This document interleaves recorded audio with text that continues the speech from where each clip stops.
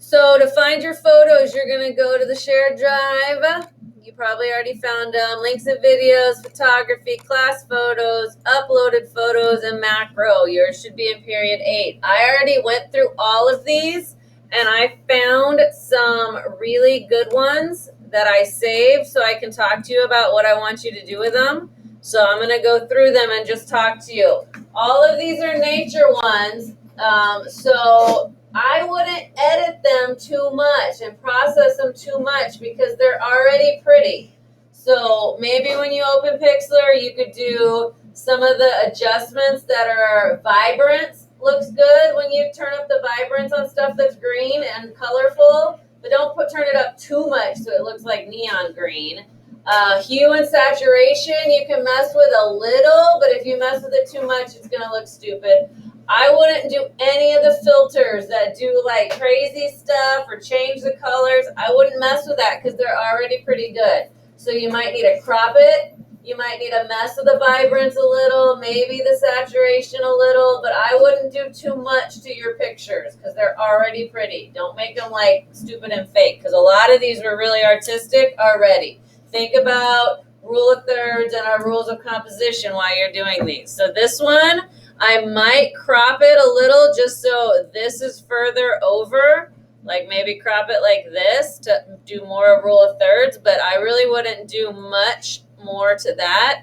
This one I thought was pretty cool because you can see that bee flying in on the side, and I guess, I don't know what that is, a clover thing is pretty clear. I might crop maybe the top off a little, crop it, just make it a little better. I liked this one. It's really basic, but it's pretty good. It's got just water and grass, but I like how it's blurred in the front and blurred in the back, and then just the middle is clear. That one looked pretty cool. This one I think looks really good. I haven't even done anything with the vibrance or anything yet. This looks like one of those background pictures on, like a desktop. I would look at my big screen because it kind of looks pixelated and kind of like a watercolor on your screen. It looks better on my screen. If you need to stand up to see it, you can. This one I thought was really good. The details came out really nicely. I wouldn't probably do much with that. Maybe turn up the vibrance a little. This one I liked. This one I thought was really interesting. The only thing that I don't like is that it's a little bit blurry right here, but I like how this is super clear. This is super clear. The fence gives it good lines in the background. It's a very interesting picture. I like that one. This one was cool. It's like a spider eating a bee. I don't know who took it, but that one was pretty cool. Look at how bluish green his mandibles are. That one looks really cool. This is a lizard. I like how the whole left side is blurry, but the lizard is on the right, rule of thirds, super clear. You can even see his scales. He's kind of up at the top right. That one looks good. I wouldn't do much to that one. This one's really pretty. You can even see a spider web right there. I would maybe crop it, or maybe crop it this way so you can get both of those, but I wouldn't do much of that one. This one is really good framing. So the butterfly is like right in the middle of that fence. I probably wouldn't crop this one much either. Maybe crop it like this, but I'd leave some of the fence on there because you want to see that.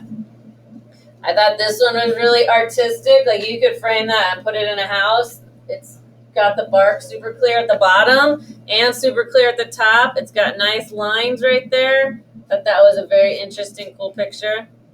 This one I think is awesome. I think this is one of my favorite ones. It looks like it's been processed and fixed, like someone went into Photoshop and made this pretty. But it's just that much black, simplicity. That ball moss is super clear. It's just a really pretty, interesting picture.